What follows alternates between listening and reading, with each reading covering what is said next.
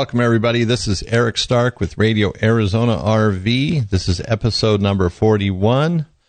So today I'm going to be talking about several different things. One is going to be fittings and the water leaks, and this has to do with water pumps. And in fact, everything I'm talking today about is all custom-related things where people have come into the store and have questions, they've purchased things, and it's all related to those purchases because I've seen several, actually quite a few in the last 30 days or so of the same types of problems, which are unavoidable, or maybe not unavoidable, but it can certainly be dealt with heads on and in a different kind of viewpoint, you might say, than kind of what I've seen. Because I think sometimes as RVers, we might not feel that we're up to the challenge, up to the task. And sometimes we let things run ahead of us or we don't worry about it when they're actually pretty simple things that we can take care of. So again, this is Eric Stark with Radio Arizona RV, episode number 41. And again, this episode is being recorded in our new location in Victor, Montana. My studio is coming together. It's not how I really want it, but it's getting more functional and looks like my surroundings more and more every day. Once I get it all compiled here, I'll take a picture. It'll probably be identical to the picture already on the website because I pretty much don't change with a lot of things. Same picture, same junk on the wall, same everything, just a different place. But now I got some furniture, sofa, some chairs, things like that didn't fit in the house, so that'll work for me. And I have more carpet, no concrete on the floor, so that's nice. So it sounds a little bit better in here, less echo. I don't have a tin roof. Did you know that I used to have a tin roof? So not exactly the greatest for recording, but hey, it worked, and it was cool looking. That's what I was going for at the time. So now back to the fittings. Well, actually, I want to say one other thing too is, we get a lot of support and I appreciate that. A lot of the listeners go to our websites and they make purchases or they call me with questions and make purchases. And I just want to thank everybody for doing that. Certainly makes it a lot more enjoyable to talk about what I'm talking about and then to see the fruits of my labor and your labor come together where you actually purchase the parts to do the job, or you call with questions or email. That's awesome. Keep it up. I love it. So today, water leaks. And this really got my attention because since we moved to Victor, Montana, I've had several people, actually, it's been a lot of people coming in with Flaret fittings that are leaking or they have a leak someplace and they might bring in the fitting, they might bring in a piece of the water line, but they don't always bring in what really needs to be replaced. So it's kind of guesswork, but we work our way through it.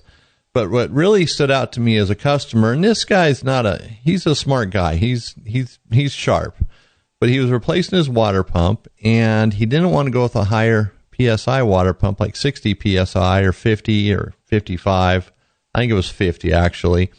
Because he is afraid, 60. He's going to have too many water leaks. And they said, what about just fixing the water leaks and going with a better pump and more PSI, more gallons per minute? And he just wasn't going to go for that. And I get it. He was just concerned about water leaks. And, I reflected on that and came to the conclusion that really what he should be doing is, and I suggested this, is fixing the water leaks. Get the higher volume pump with more PSI, more gallons per minute, and start working at those water leaks. And a lot of times, depending on what the water system is made, whether it's PEX fittings, old Quest fittings, Flaret, there's, how they're crimped together, if where the crimp connections are, if the fitting's breaking, you can kind of see some of that stuff before it actually starts leaking. It's just sometimes harder to get to it, and when it's harder to get to, you're less motivated to do it, and I understand that. Sticking your head in a cabinet with an arm and stretching in and all that good stuff is no fun. So he opted for the lesser pump, but I really think that the problem is the fittings, and going through the RV and fixing those water leaks would have been a better option. Would have had a better pump all the way around. Not that he got a bad pump or something that's only going to last a couple of years. It just would have been a better situation because those potential water leaks were still there. And even other people coming in with fittings saying, the fittings leaking, and let's say it's a Flaret T. And Flaret are the compression type of fittings. They're usually white, and not usually, they are white. and the hose or the water line or the PEX tubing pushes onto it and it's held on by compression. So there's no extra parts. It just has a nut and pushes onto the fitting, and that's it. You're all probably familiar with those. But, you know, the fittings themselves generally don't leak unless they crack, and cracking is pretty rare unless it freezes, and freezing is not so rare in this part of the country and other parts of the country as well. Even in Yuma, you know, we'd had enough cold days there in the wintertime where things could crack. So what I'm getting at here is, you know, rather than going to the store, trying to explain what you have and trying to, you know, force someone like me at the parts counter to figure it out, it's best to just bring in the pieces that are the problem, where the problem is. You know, I'm not going to say they're defective, but the broken pieces, the ones that are leaking, you know, there's rubber O-rings that quite often just start leaking, especially if you go to tighten up the fitting onto the, you know, if it's a pipe thread type fitting going on, or a female thread going onto a pipe thread, it's going to have a rubber washer in there, and those washers will start leaking. And that's a lot of the leaks. It's not the fitting itself. And the flare-it fittings pretty much don't leak. If you put it on there, the hose is in good shape, the fitting's not, you know, beat up, buggered up, it's not going to leak when it's done properly. So bring in the parts and pieces if you can, or take pictures of them, and then the parts guy can help you in a more intelligent way. Then you're not throwing away mudding on fittings that maybe you didn't need, but you're just going to put it in anyways because you have it all apart. You know, you don't really need to do that in a lot of cases. And also the rubber washers that are in these flare-it fittings, you should have a bag of them, a bag of 5, a bag of 10, because those things can leak anytime. They can be intermittent. You know, out of a toilet that would leak a little bit only at night. Tighten up the fitting, it'd go away for a few days and start leaking again. Put a new rubber washer, and that was it. That problem was solved. So you might have an intermittent leak, you know, it's just dripping, whatever it is, but having those washers on hand saves you a trip to the store. You know, you're going to have to replenish them. So when you get down to your last 2, you might want to go buy another 5 or 10 or whatever. They're not going to break the bank, but they're certainly worth having. Just put them in a Ziploc bag so they stay fresh, you know, store them out of the sun. Or, you know, someplace where it's cooler, maybe not a compartment, depending on where you're at, what part of the country, someplace where they stay a little cooler, but definitely out of the sun, and they'll last for years. And then you can go ahead and swap those things out. Even having some extra fittings, an extra coupler, some extra PEX tubing, the 1/2 inch is what it's called, but it's actually 5/8 OD. Some extra stuff. So in an emergency, you can fix it. Or, you know, if you're at home and an RV store is 15 minutes away, but you can at least get it going, then you go to the RV store. Hey, I just need one of these. It's just going back in my toolbox, but I got a spare, you know. So you always have the spare part. So then when you are out traveling, you're not stuck. You're not broke down because of a water leak. And you know how annoying that can be, especially in most RVs. You turn off the water. You can't turn off the water to the toilet because it doesn't have a shutoff valve. So you could put one of those in and, you know, but there's still, you got to shut the water off to the whole RV in most cases, and that's a hassle. So have some extra fittings and make sure your fittings or your water system's in good repair before you go on vacation, if there are no leaks. Let it sit hooked up for a couple of days. Make that part of your checklist that I talked about a while ago. I said, you know, we all do things different, but there should be some things like this, making sure you don't have water leaks before you ever get out on the road. That way you have one less thing to deal with right when you get there. You know, you turn on the water and hook it up and turn it on and bam, you got a water leak. No good. And the family's not going to like it either. So that's one thing. And, you know, I've talked about it before, and some of this stuff is pretty elementary, but when I get people coming in the store day in and day out, I begin to think it's not so elementary. So maybe it's just a nice reminder, or this is how you should do it. You know, if you're not sure, you know, I'll put some information on our website on what fittings maybe you should have for spares, the PEX tubing, the sizes, and what you should or shouldn't have. You know, you don't need to have 100 feet of it. If you had 2 feet, you'd probably be good. But a 5-foot stick is great. But anyway, I'm not going to belabor the point. I'm sure you understand that. And so just keep in mind, you know, having the fittings and being able to do that yourself, but taking those parts into the store that are bad or you think are bad, or taking pictures definitely helps. It takes the guesswork out of it. Then you're not making multiple trips to the store, buying things, exchanging fittings and such. Now, another thing that came to my mind while I was moving up here, or actually just recently when I went back to Arizona to get some more stuff, our final truckload of stuff, junk, things, but we need them, is the fires that are going. Because I know along Highway 15 going through Utah, just north of St. George, there was a fire raging on the mountain. All I could see is the lights. It was at night, about midnight. It lit up the sky pretty good. Hard to take a picture when you're driving a U-Haul. Kind of dangerous, but I did it anyways. Not a good picture, but I got a picture. But anyways, the fires, they're all over the place. So, there's some in California, there's some in Utah, Idaho. In fact, when I got up into Idaho, the hillside in several areas was just scorched. There were fires there. Don't let fires ruin your vacation. I'm not talking about your RV catching on fire, because that'll definitely ruin your vacation. But, fires in general, if you're going, let's say, to Colorado, and there's fires raging where you're at, pick another place. Don't cancel your trip. And be careful how you pick, because the smoke could actually be going towards in the direction of where your second location might be. So plan ahead a little bit. Like this fire that was in Utah, it wasn't until about 40 or 50 miles up the road when I started smelling the smoke for it, because the wind was carrying it across the highway at one spot there. So I'm right close to it, nothing. But all of a sudden the smoke is now thick as can be and covering the highway. So keep that in mind. You don't want to camp someplace where you might not be affected by the fire directly, where you have to evacuate, but the smoke could come in and run you out of there. Even if it's, okay, we can't go to this place here, let's pick another state. Then pick another state. But don't cancel your vacation. And I've heard of people doing this, and that's why I'm bringing it up. This episode is all about little things that I'm picking up here and there in the last 30 days or so. And there's fires everywhere. There's going to be fires every summer. And they're going to have an effect on you, how you travel and such. But just pick another spot. You never know. The second spot or third spot you pick might be the best place you ever went to. Maybe you go to the same spot every year, the same campground, same campsite. This might motivate you to change it up a little bit. But don't cancel. Just keep on that trip, keep going on the trip. And if you're uncertain, don't call the campground. If you're uncertain about the smoke or what the traffic's like, what's going on there, call some local businesses. Just tell them, hey, you're coming up there on vacation. You're looking to see what it's like, and is there a lot of smoke there?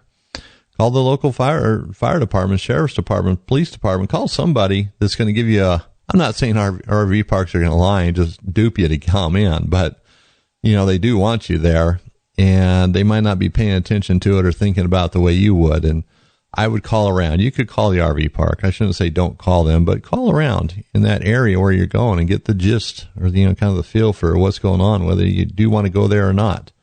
Sometimes the news isn't always accurate, and I've noticed more and more on news, they just kind of show a picture of something.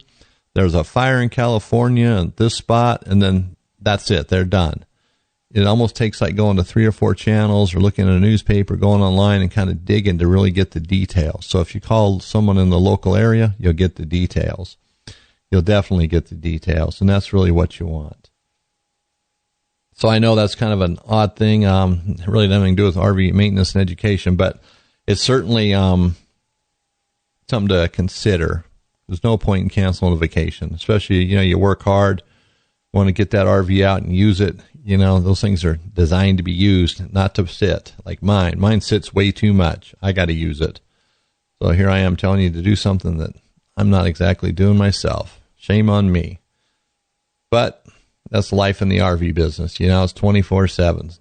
Go, go, go. Well, not really. It has been for me lately, and that's what it feels like. 14-hour days, 6 or 7 days a week. It's getting old. But we're gaining ground on our move, and just make sure everybody understands why I said that, because we moved to Montana, and we are getting things settled, and we're adjusting. And that brings another point to the surface here. We moved to Hamilton, Montana. Our store's in Victor, Montana, and so there's an adjustment. We got used to the businesses that were in Yuma and Welton, and so now we have to readjust, go to the businesses here, have to find them, make sure they're the business we like or where we want to shop, the things we need. So it's adjusting to our surroundings, our new area. And even our customers have to adjust to us. There's no RV store in the Bitterroot Valley other than Missoula. So we're kind of it. And we're new, and they're new to us. So there's an adjustment. So when you move or go into an area, maybe it's work related. You live in your RV for certain, months out of the year, or so many months out of the year, and you go into an area. I know in Yuma there was a lot of workers that came through there and stay in the RV parks for, maybe a month, 2 months, 3 months, and they go on to the next place. Like there's a crew doing the power lines in that area. So they kind of have to get a feel for who they trust in the area, who they don't, where they're going to shop, where they're not going to shop, where they're going to eat, and so forth. And it'll be the same for you. If you're doing the same thing or you're moving to an area, you really have to get out and just buy out the time and learn the businesses, learn the area, go in and talk to people. And what I've found here is in Victor is people come into the store, not necessarily even buy anything, just to see if we're for real, what we're all about. And I can appreciate that. If they don't trust us, they're not going to want to shop here. And hopefully they do trust us and they will shop here. And I think we're getting the business, even though we're not from the area, but people have come in and they do appreciate what we're trying to do here and provide parts and accessories. So it's that trust factor and also knowing the area. And so we're still learning it. It takes a while, especially when you're working during the day, but just, something to consider. You own an RV, you might own a boat too, and you maybe own some firearms, you go hunting, fishing, So you got to check out those local businesses even before you make a purchase. Don't wait until you're making a purchase. Go in there. Just say, hey, I'm just checking you out. Just moved to the area. I'm looking for a place to buy fishing line, fishing gear, tackle, or RV parts or automotive parts, whatever it is. And then you get to know the area. And I'll tell you, the local businesses, especially in smaller towns, they appreciate it just knowing you're there and you're considering them. A lot of areas could care less if you come or go. I know up here our experience up here with the local business has just been absolutely awesome. You feel like they appreciate you. You feel like a customer, not just some drone walking through the door, laying money on the counter, and they just take it and that's it. Not even. A lot of customer interaction, younger people, older, it doesn't seem to matter. But check out the area, get used to it, introduce yourself to the RV store or whatever other things you have going on, just so they know you're there and you can get familiar with who you really want to shop with and how they do business. And you might have to adjust, they might adjust. It's a give and take in a lot of cases.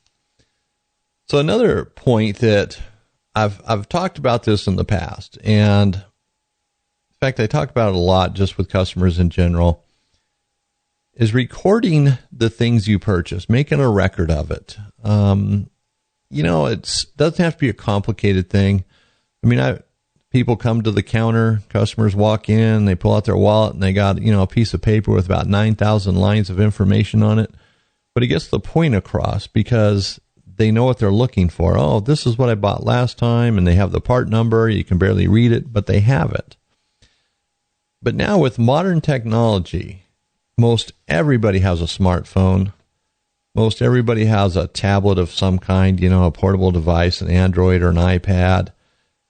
And there are so many applications for keeping records of all types, notes, contacts, you name it. And being organized in that area is not that hard to do anymore.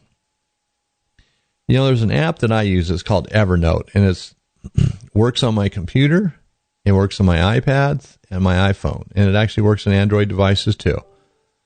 And my computers are PCs, they're not Macs, so it crosses that barrier. So my computer or my iPads will sync with one another. So whatever changes I make in Evernote on whatever device or computer I make it on, and I use multiple computers, it updates everything.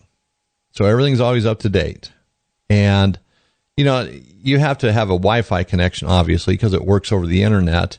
But the other cool thing is if you use, let's say Evernote, it's a web-based application, even though you have an application on your computer. So if your computer dies or your tablet dies, there's a web app. So you just resync it. It's not a problem. So you never lose any data. You only lose what you accidentally lose, like by deleting something. Even then it goes into a trash can where you can retrieve it. And there's another one called Nozbe, which works real good. I mean, there's a ton of them. There's Monday.com. There's Todoist, or Todoist is what it's called, Todoist.com. But you can keep records of things. So you can keep the model number, the serial number if needed. If you bought a replacement part, let's say it's your water pump, you put in the model number. You can even take a picture and attach it to that record in most of these applications. And you can go to an RV store and say, here's my model number. Here's a picture. Do you have this water pump? Or call whatever it is you're going to do. And then if you buy a replacement pump and that model number is new, just make a note. Old number this, new number that. If you want to, you can just delete the old number altogether. You could snap a new picture after that pump's installed. And bam, you have a record of it. And keeping model numbers and even part numbers of the things you purchase, man, it makes the buying process so much easier. It's like our point of sale system. We don't look up part numbers every time we do a reorder with our supplier. It's already in the system and the computer knows what to reorder. And it's the same thing with this, keeping records of your model numbers. It certainly makes it easier. And you don't have to get fancy. Like most phones anymore have just a note program. It's maybe built into the contacts, or it's called Note. You just go in and make some basic notes. You could just have a note titled RV parts and just keep a record of everything. It doesn't have to be fancy. It doesn't have to be tricky. You can still keep stuff, a paper record if you want, keep a notebook. But the point is to just keep it. And I talk about phones because I like the technology, and you can walk into an RV store with it. In fact, a thing that just happened the other day, I went online to Home Depot to buy something. Couldn't find it locally, so I had to go to Missoula to get it. And I didn't really want to do it, but they're the only ones that had this particular item. And so I found it on the website, and they showed they had 7 in stock in the Missoula store. They showed me the aisle and the bay. So I get to the store, and there's none to be found. But I had the picture of it online. I had, the description, the SKU number and all that. And so the guys in the store, they're like, well, we don't have this. I said, yeah, you do. You got to, And sure enough, they took that SKU number, put it into their computer or their handheld device, actually. And lo and behold, they found them. And they had 7, just as the website said. So, I could have easily left, but I had that backup. I had that number. And so now I'm a little more real to them. They're looking at it. It's not just me saying it. They're looking at my phone saying, okay, yeah, we get it. This guy's not making this up. And it's the same with anything. Keep a record. And then when you go to the store, you have a record of what you need. And even take pictures of the products or parts you want to replace. If it's a door latch on your screen door, take a picture. Well, the pictures are free. And then when you get to the RV store, you don't even have to explain, hey, I need one of these. You break out your phone and show them the picture. Makes it simple. It cuts out so much conversation that's not needed, trying to explain it. Or, if you don't know the RV term for something, like a lot of people call vents skylights. And they're not skylights, they're vents. Skylights are usually stationary. They don't open and close. They're over showers in most cases, or bathtubs in a bathroom. And they're mounted to the roof. Completely different animal than a vent. And then you spend a minute or so trying to determine telling the parts guy telling me what you're looking for, or I'm asking these questions. Like, why is this guy asking me all these stupid questions? He's annoying me. Or a picture, hey man, you're done.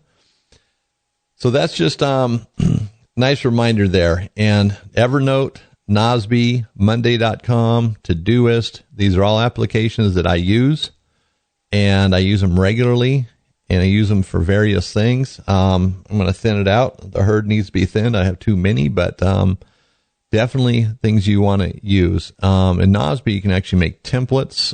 It's pretty cool for your RV.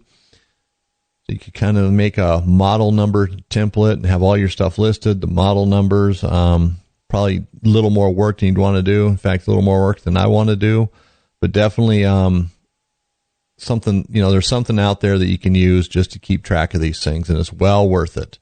Saves time, saves energy, and then you know what you're getting because you know it. You know what you have. Yeah, another point here now is it's interesting, moving up here, you kind of moved to a new area and you don't know a whole lot of people. And what is really cool is we've actually had customers from Arizona walk into our store. they saw my van out front, or they saw the name of the store and they knew we were moving. They knew we were moving to, this area in Montana. And they come in and they say, hey, or they call, say, hey, you know what? We're going to be passing by there in July. We're going to swing by and say hi to you guys. And, it's pretty awesome. And I appreciate that because, it makes you feel a little more comfortable, like you're at home, and it's nice. And then it's we're going to keep buying from you. We'll buy online. And, this winter when we're in Arizona, we'll try you first. So, it's just, it's a side point. Kind of meaningless, but over the years we've developed a lot of friendships with our customers, and it's nice to see that they're still going, even though we moved, that those friendships can still exist and they still have trust in us and that same faith. It's not like we just left Welton, Arizona, and they could care less. It makes you feel a little more wanted and that you're doing a good job at what we're doing. So I want to thank those ones for coming by. Now, the next thing and the final thing, coming up 30 minutes here, getting close, is vent lids on RVs. Last week I talked about Escape Hatch. I shouldn't say last week, the last episode. Every RV has vents that have a lid that goes up and down, opens and closes, and most of them these days are what they would consider the Ventliner Elixir new style, and they're interchangeable. It has a galvanized tin hinge on it, kind of oval shaped, a little tang that bends over and it slides on and off after you take the screen and the operator out. But these lids, it doesn't matter what brand they are. They only last so many years. Then they crack, break, and fall apart, and y'all know that. Or it gets hit by hail. Just 3 weeks ago, there was a hailstorm up here, caused a lot of damage to RVs, broken lids on their vent lids, broken escape hatch lids, broken skylights. And one thing that was consistent was no one knew what hinge they had. And then when you explain to them, it could be this one. It probably is this one. Is this what you don't even ask? Because this is what yours looks like? Well, I don't know. And I don't really like selling stuff just to have it returned. I want to sell something that's going to work the first time and we're not going to make multiple trips. And in some cases, you can't avoid it. You have to buy it to try it or, to see. Maybe you have to travel distance, but whatever. I would rather sell it and just, you're happy, I'm happy, and we're kind of done with it. But almost every person had to go back to their RV, and it's you got to look at the hinge. Well, it's this size, it's white. Well, they're all that size, and they're all white. The hinge is really the thing. If you know what the size hinge it is, that just totally isolates it to what vent you have. And there could be other ways of doing this with a bunch of measurements, but who wants to measure when you just look at a hinge?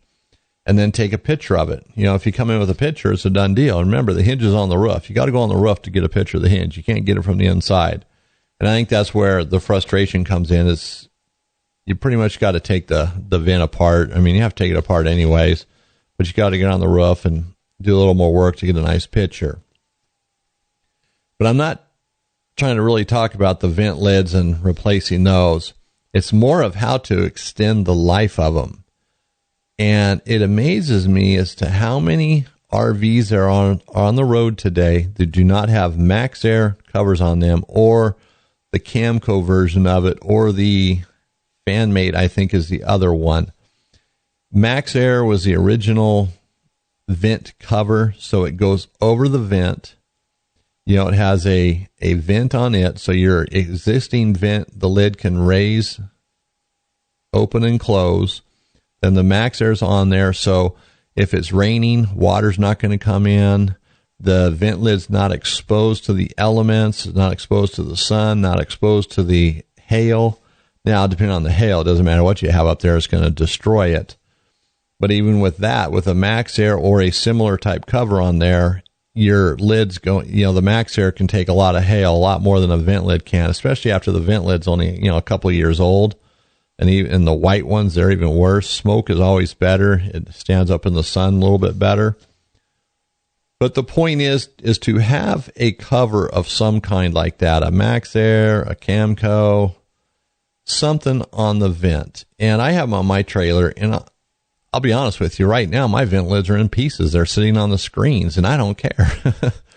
I have to replace them, but And that probably makes it sound like I don't do anything with my RV. I should probably quit using that as an example, but that's not really the case. I do maintain it, even though I don't use it a lot. I do take care of it. My wife and I were just talking about that the other day.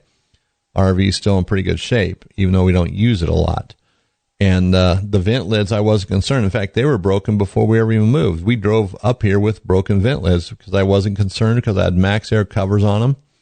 So I didn't have to worry about rain coming in. Didn't have to worry about dust and dirt. I mean, in Arizona, we left the vents open all the time, and it was only in extreme sandstorms where we'd get any dirt in the RV. Other than that, they stayed pretty clean. So, and it extends the life. Now, I said mine are broken, but they've been on there for, probably 8 years. I don't think you get 8 years out of a vent lid anywhere in the country without a cover on it. So, put those on there if it's in your budget. They're not hard to do. You don't have to drill a hole in the roof. They actually attach to the base of the vent. So there's basically a watertight seal. No leaks, no holes in the roof, no more sealing. You don't have to do any extra sealing or anything like that. And Camco ones have a cover on the front that comes off a screen where you can actually get in and clean the roof of your vent lid if you want to. You couldn't replace it that way. You'd have to take the whole cover off, but it makes it easier for cleaning, and MaxxAir actually has one that's okay. So the MaxxAirs, the MaxxAir, Camco, there's a variety of them. Take your pick, whichever one works best for you. I have MaxxAirs on my RV. They have a nice warranty. They seem to hold up very well. I know they're going to go 10 years or more. I would imagine the Camcos will do the same. They seem to be of the same material. They also have ones for the Fantastic fans, the high output fans. The MaxxAirs and Camco, the standard vent covers, don't allow enough airflow for a Fantastic fan or a high output fan. So make sure you get a cover that's designed for that. It definitely will pay off in the long run because you get more airflow. That motor's not going to be starving for air. Better performance. So I want to thank you for tuning in today. This is Eric Stark with Radio Arizona RV. And as always, you can check out our website, radioarizonarv.com. And, of course, ArizonaRVPartsCenter.com, sunpromfg.net. And don't forget, we sell boat ropes, anchor lines, dock lines, all that good stuff at hotboatropes.com. Yeah, this is the time to plug it all, right? The advertising hour. No, just kidding. So, again, thank you for listening. And as I said, check out the websites. We appreciate it. And don't forget, if you have questions or suggestions, you can call me or email me. You can use the Contact Us page at Radio Arizona RV to send me an email, or the toll-free numbers on the website as well, 800-789-5588. So again, thank you for listening. This is Eric Stark.